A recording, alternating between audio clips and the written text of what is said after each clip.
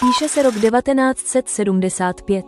V kinech běží velké hity, v rádiu hrají retro pecky a někde právě začíná vznikat úplně nový projekt. Projekt s názvem Radim. Nikdo tehdy netušil, že z tohoto nenápadného začátku vyroste legenda rodinných oslav, mistr dobré nálady a odborník na řešení všeho možného i nemožného. Dámy a pánové, vítáme vás u filmu Radim 50 životní trhák.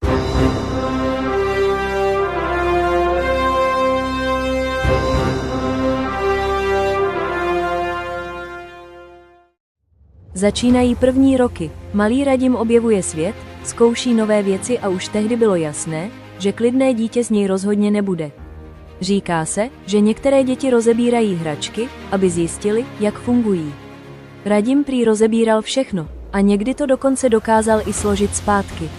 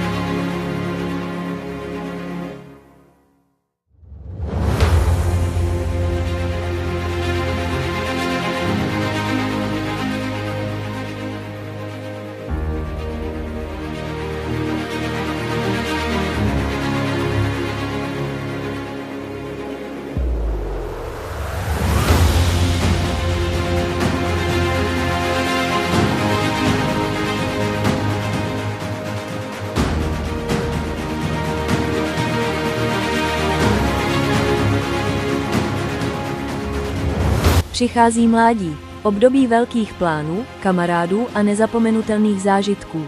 Některé věci z té doby si Radim pamatuje dodnes. A některé věci si raději nepamatuje nikdo. Z chlapce se postupně stává muž.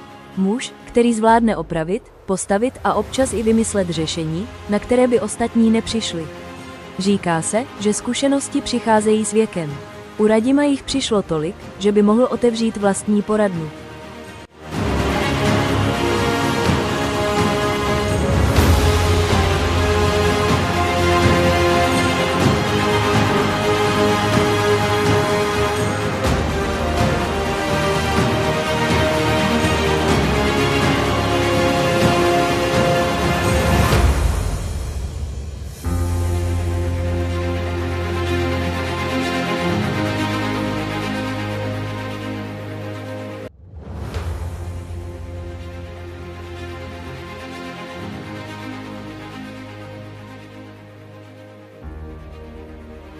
Ale tou největší rolí v jeho životě se stává rodina.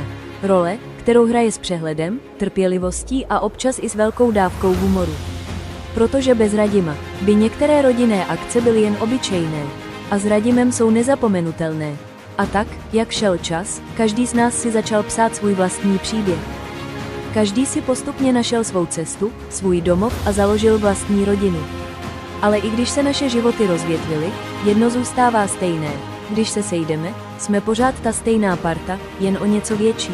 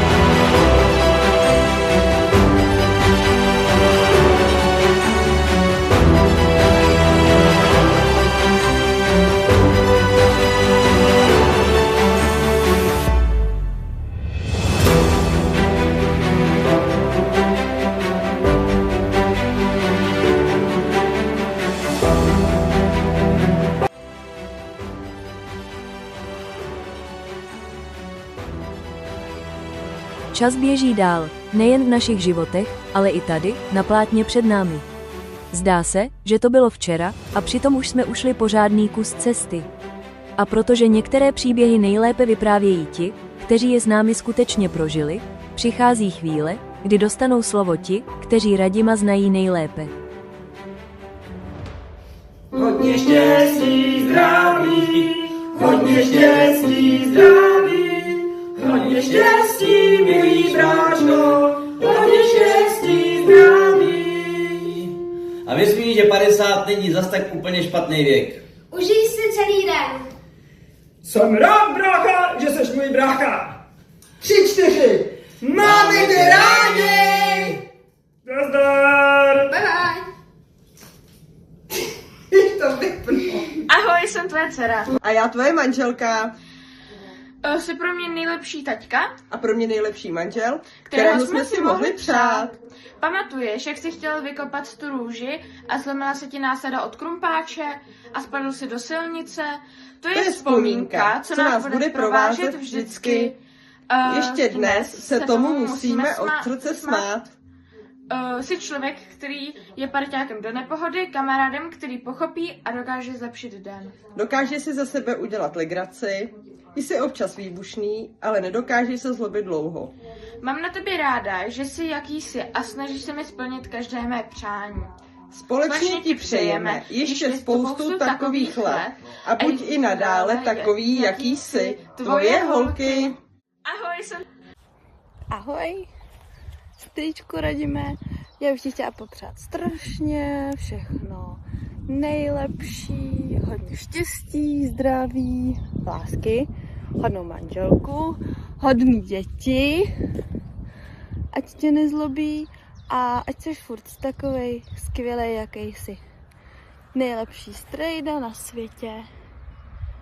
Máme tě všichni moc rádi a přejeme ti, ať si užiješ krásnou narozeninovou oslavu a ať seš tady ještě jednou tolik, co ti vlastně je. A nějaký vtipný zážitek, nebo celkově já mám plno zážitků, když jsme jezdili tím kamionem, nebo když jsem vám ostříhala pěkný kapradí, který už nikdy nedorostlo, to mi nikdo neřekl, že je umělý, já jsem ho jenom chtěla upravit, asi z toho tam měli daný moc do cesty. A nebo, že máš tu samolepku ze žvejkačky, kterou jsem ti dala asi tak před 20, no možná, bohužel už asi možná víc lety. No, tak krásné narozeniny, pa. Ahoj. Ahoj tati, my bychom ti chtěli popřát všechno nejlepší k narozeninám, hodně štěstí, zdraví, lásky, piva a pohody. Máme tě rádi, všechno nejlepší, štěstíčko, zdravíčko a ahoj.